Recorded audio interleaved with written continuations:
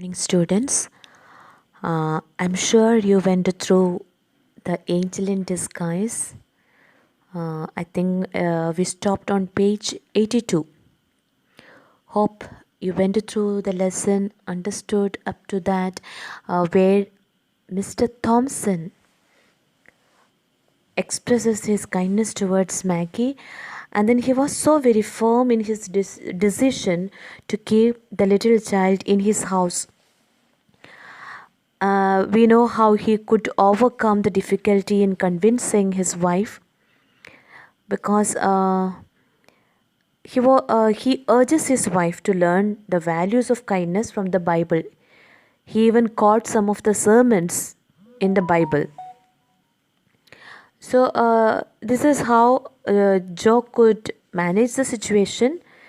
And later we come to know Thompson's kindness towards Maggie creeps even into the heart of Mrs. Joe, in the heart of his wife. And Thompson even avoided his wife's eyes as his own welled up with the surging emotions. And then his wife too appeared to be affected by the evolving situation and her husband's show of compassion. We'll come to know in the coming lines that Mrs. Joe also goes to Maggie's bedside, apparently to see her with tender eyes. And Thompson, standing at a distance, knew his wife's stone heart had even begun to soften. So please take page 82, children. Have you taken? Okay, I think we need to start with the second paragraph. The voice of the strong, rough man shook, and he turned his head away, so that the moisture in his eyes might not be seen. Mrs. Thompson did not answer, but a soft feeling crept into her heart. So a kind of transformation takes place even in that stone heart of Mrs. Jane Thompson. Look at her kindly, Jane. Speak to her kindly, said Joe. Think of her dead mother and the loneliness, the pain, the sorrow that must be on all her coming life. The softness of his heart gave unwanted eloquence to his lips. Unwanted means it's an unusual or not customary. Okay, he is not habituated with that kind of eloquence in his speech, but his heart was full with compassion for Maggie, that his speech also became so eloquent. So what did he say? Look at her kindly, Jane. Speak to her kindly. So requested his wife to be a little more kind and compassionate towards this lonely child. And he is trying to make her understand the situation in which Maggie is. Already she has lost her mother, and the loneliness, the pain, the sorrow that the poor child is undergoing now and in the days to come. Mrs. Thompson did not reply, but presently turned towards the little chamber where her husband had deposited Maggie, and pushing open the door, went quietly in. So now Jane herself went into the little chamber where Thompson had kept Maggie. It is in the upper room. Joe did not follow. He saw that her state had changed and felt that it would be best to leave her alone with the child. So Thompson understood there is a kind of transformation has taken place in Jane, and he was sure something better is going to happen with the Maggie, that Jane would treat her with a little more, apparently a little more kind-hearted Jane had become. So he went to his shop, which stood near the house, and worked until dusky evening released him from labor. Now Joe decided to leave Mrs. Jane to be alone with Maggie, and he went to his shop, which is close by his house, and he decided to leave his wife alone with Maggie. He knew that some kind of change has taken place his wife, and he was sure that his wife would take care of her. A light shining through the little chamber windows was the first object that attracted Joe's attention on turning towards the house. It was a good omen. Now see children, a good omen means something good going to happen. He realized something good is happening. Why? How did he understand? The light shining through the window. Okay, he saw when he looked into the direction of his house. He saw the light shining through the window, and he knew he never had lighted a lamp in Maggie's room. But now, in that chamber window, there was light, because it suggested to Joe that his wife must be spending time with the child, with Maggie. And here the light gave him hope and positivity. The light symbolized to him the sunshine of love that would now fall upon their home. So light has all these kind of qualities when the writer using the word light. The path led him by these windows, and when opposite, he could not help pausing to look in. So his eyes was always to that direction to see what was happening in the chamber, what was happening between Maggie and Jane. He was so very curious, he was so very anxious to know what was really happening there. It was now dark enough outside to screen him from observation. Now it was already dusk, it was a late evening, and he knew that he cannot see what was really happening inside the chamber. He could not observe from far. But he could see Maggie lay a little raised on the pillow with the lamp shining full upon her face. A little raised on the pillow. So he had just laid her on the bed. He had not kept a pillow, but now she is raised a little. That shows Maggie was helped by Mrs. Jane. A lamp shining full upon her face, and a little lamp was kept towards the face of Maggie. Mrs. Thompson was sitting by the bed, talking to the child, but her back was towards the window, so that her countenance was not seen. Maggie was towards the window, and Jane was against the window, opposite to window. So Thompson could not trace the feelings or emotions that was taking place on the countenance of Mrs. Thompson, but he could see what was happening with Maggie. From Maggie's face, therefore, Joe must read the character of their intercourse, the theme or the communication, what was happening, what was the topic between the conversation of these two. He could somewhat trace what was happening there. He saw that her eyes were intently fixed upon his wife. She was looking into the eyes of Mrs. Jane Thompson. That now and then a few words came.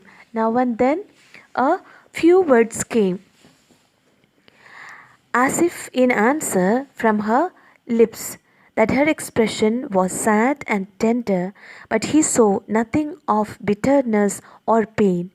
A deep drawn breath was followed by one of relief, as a weight lifted itself from his heart. So Joe realized that some kind of conversation is taking place, and then Jane is inquiring to Maggie something, and then few words came. It's a kind of personification used here.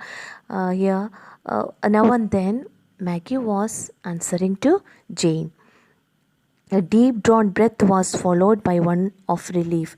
Now Thompson felt relieved of a big burden. Okay, he was carrying a burden as a weight lifted itself from his heart.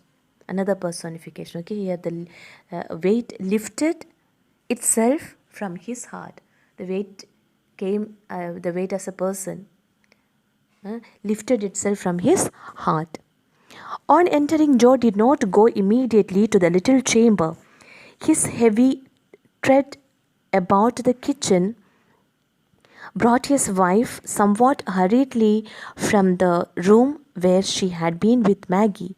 Joe thought it best not to refer to the child, nor to manifest any concern in regard to her. Now, Joe is playing a trick, isn't it?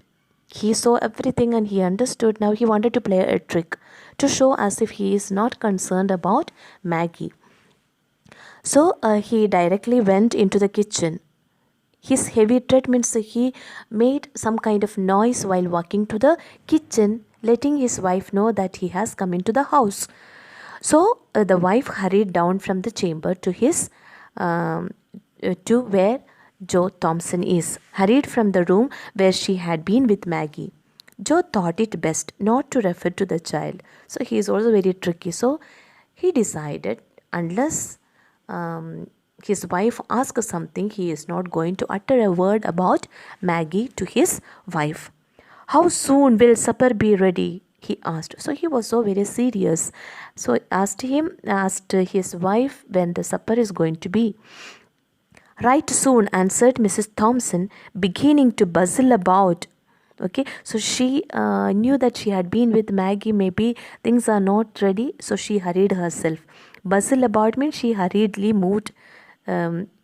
She moved so busy. There was no asperity in her voice.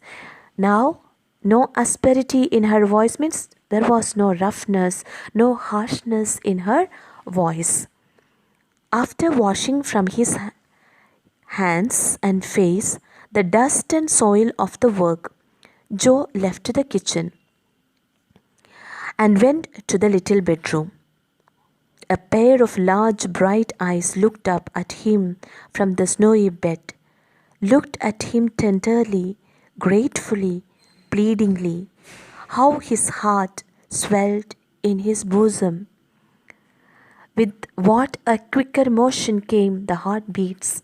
Joe sat down and now, for the first time, examining the thin frame carefully under the lamplight, saw that it was an attractive face and full of a childish sweetness which suffering had not been able to obliterate.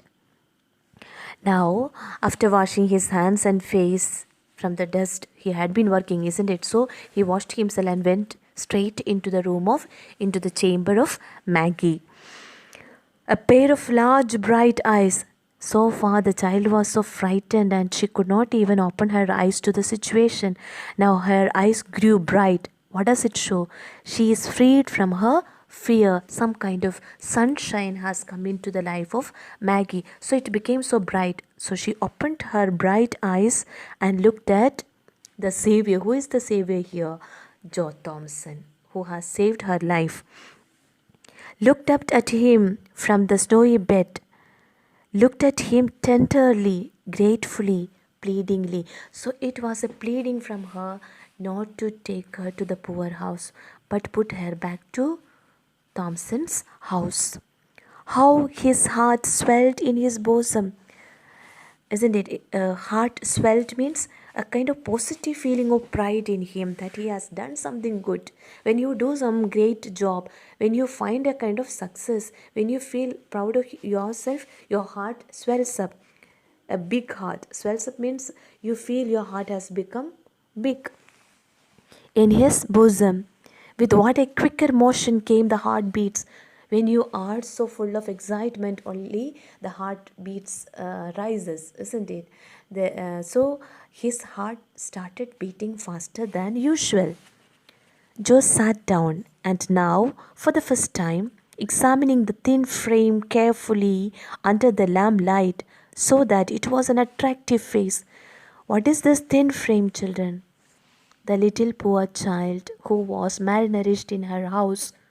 Okay, so He looked straight into the poor little thing and found that her face was so very attractive, full of a childish sweetness, which suffering had not been able to obliterate. Obliterate means to completely destroy or to remove due to the trouble, because all these sufferings could not remove the beauty in the child, the childish sweetness in Maggie.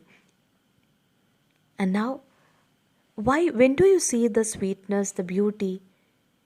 Okay, beauty lies in the beholder, we say, because Joe felt a kind of love towards the child, so he started seeing the beauty in that thin frame, in that malnourished frame of the child. Your name is Maggie, he said as he sat down and took her soft little hand in his. So he asked her, your name is Maggie. Yes, sir. Her voice struck a chord that shivered in a low strain of music. Quivered means it shook, or she was troubling because he did not know what was going to happen. But the voice had a music effect. Have you been sick long? Yes, sir. What a sweet patient was in her tone. So everything around her became so sweet to Joe Thompson. Has the doctor been to see you? So he started inquiring about her health. She said, he used to come, but not lately. No, sir. Have you any pain? Sometimes, but not now. When had you pain? This morning. My side ached and my back hurt when you carried me. It hurts you to be lifted or moved about? Yes, sir.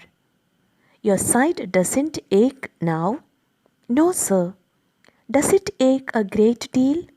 Yes, sir, but it hasn't ached any since I've been on this soft bed. The soft bed feels you good.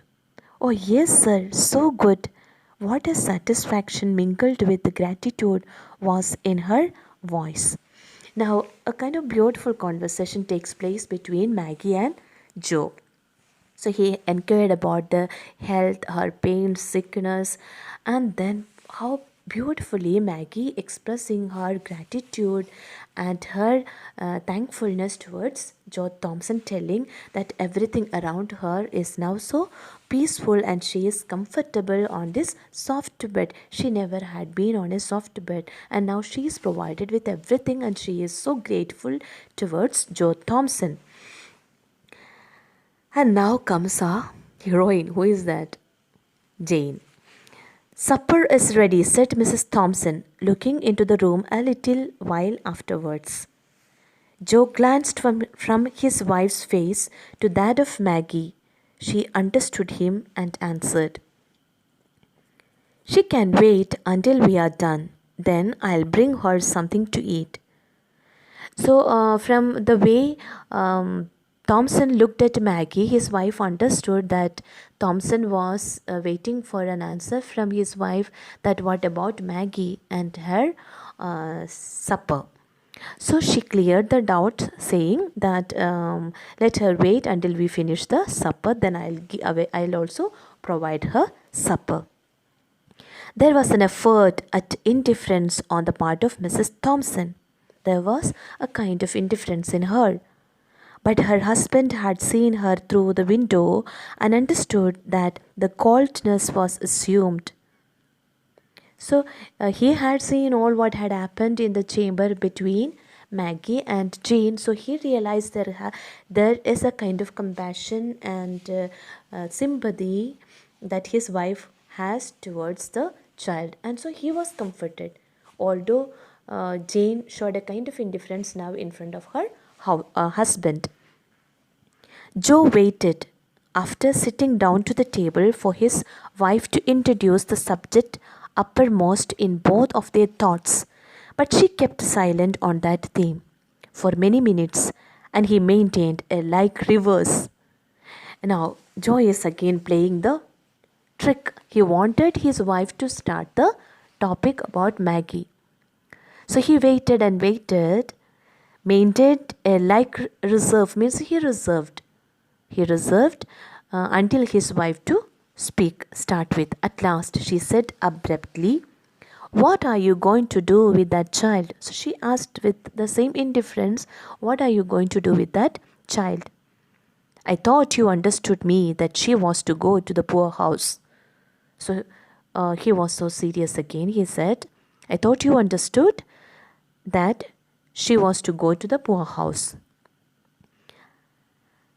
Mrs. Thompson looked rather strangely at her husband for sonic moment. Okay, for breaking the silence. Sonic moments, it is all related to sound. So it was after some time of their silence they spoke. Okay, so his wife looked so strangely at her husband's reply.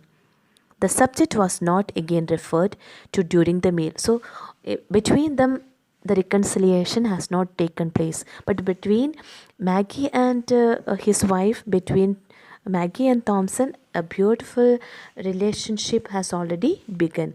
But the reconciliation between her husband and the wife has not yet come. So still yet to maintain.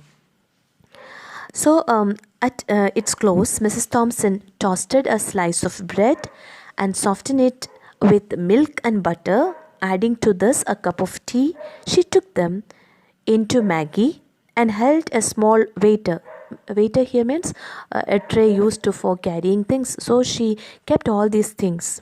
Cup of milk, what is that?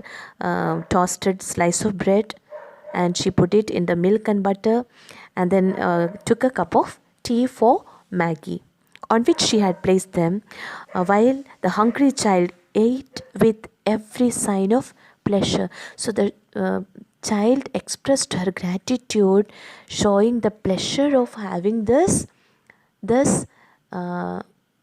sumptuous meal. For her, it is something very, very special. At home, she never had such good good items for her meals.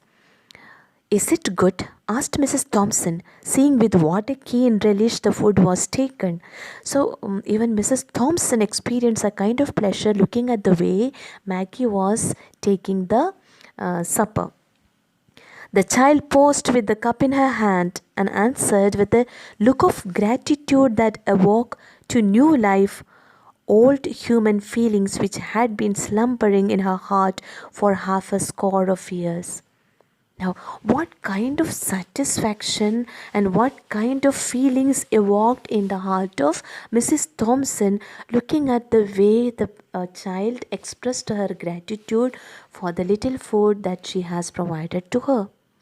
And there was a kind of life sprang in the life of Mrs. Thompson, which had been dead for nearly, the word used is score of years. Score is meant for, actually, score is meant for 20 of anything. Okay, so herely, if you want to say for 20 years, you use the word score of years. So maybe after the marriage of Joe and Jane, it is almost 20 years. So they were childless and their life was so bitter, and it is now she experienced that tenderness and love between a mother and child. So the motherliness evoked in her. "Well, we'll keep her a day or two longer. She is so weak and helpless," said Mrs. Joe Thompson in answer to her husband's remark at breakfast time on the next morning that he must step down and see the guardians of the poor about Maggie. Now, during the supper previous day, they had a talk about when Maggie is going to the poorhouse. And now, in answer to that question, here Jane says, let her be here for 1 or 2 days. Now she is so weak. So she says, don't take her very soon to the poorhouse. "She will be so much in your way," said Joe. Now look at the sentence said by Joe. She will be so much in your way. So he wanted to tell her indirectly that Maggie is not going to be a botheration to you. She will be in your way. She will be under your care. Nothing is going to disturb you because of the child. And in other way, that you are going to be together forever. I shall not mind that for a day or two, poor thing. And Jane again confirmed in her, saying that for 1 or 2 days I don't mind. Joe did not see the guardians for the poor on that day, on the next, nor on the day following. In fact, he never saw them at all on Maggie's account. For in less than a week, Mrs. Joe Thompson would as soon leave thought of taking up her own abode in the almshouse as sending Maggie there. Now, there is a complete transformation in Jane, that she has taken charge of the child, and then she has turned her house to the almshouse. Now she no more wanting Maggie to be taken to the poor house, and Joe also never thought of visiting the guardians to send her to the poor house. What light and blessing did that sick and helpless child bring to the home of Joe Thompson, the poor wheelwright? It had been dark and cold and miserable there for a long time, just because his wife had nothing to love and care for out of herself, and so became sore, irritable, ill tempered, and self afflicting in the desolation of her woman's nature. Now, the sweetness of that sick child looking ever to her in love, patience, and gratitude was as honey to her soul. Now, here Thompson understood what was making so miserable about Jane. It was their house was dark and cold and miserable for a long time because his wife had nothing to love and care for out of herself. And this has made her so irritable, ill tempered, and sore. Sore means so annoyed, so vexed, and self afflicting in the desolation of her woman's nature. As a woman, she's supposed to have a child, she's supposed to take her take care of the baby. That never she had. And that had brought all this kind of bitterness in her life, that had made her a vinegar tempered woman. Now the sweetness of that sick child looking ever to her in love, patience, and gratitude was as honey to her soul. Honey, sweet. Okay, so everything around Maggie had brought into her life the sweetness and joy and happiness into the life of Mrs. Joe Thompson. And she carried her in her heart as well as in her arms, a precious burden. See the usage of oxymoron, children. Precious burden. Can burden be a precious thing? No, the two contradictory things are put together to express how this burden, this useless or invalid child becomes a kind of blessing into the life of Joe Thompson. Even her nature gets changed. She becomes a transformed person. A childless woman becomes a mother. Okay, so all these brought life back to that cold, dark house of Thompson.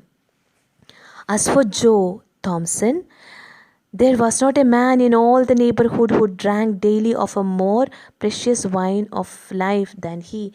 So he, in order to keep himself away from this pain, he used to be drinking wine. But today, the wine, Maggie has brought so much of life into him that he became so happy. He could leave anything and everything for the sake of Maggie.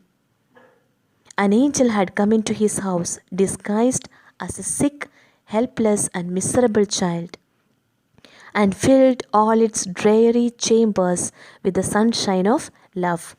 Dreary means dark and colorless, cheerless chambers of their house. Sunshine of love was brought by Maggie. The miserable child became a sunshine of love in the house of Joe Thompson, and the title becomes so very clear that an angel, Maggie, the angel became Maggie become an angel in disguise in the life of Joe and Jane. And that's how the story ends. A beautiful, happy end of the story. Although the story begins in a melancholic atmosphere, the story begins as a melancholic one because of the drunken mother, but it ends with a sunshine love. That is how the story ends. Beautiful, happy ending. So children, I stop here and then we'll have a kind of analysis of the chapter in the next part. All the best.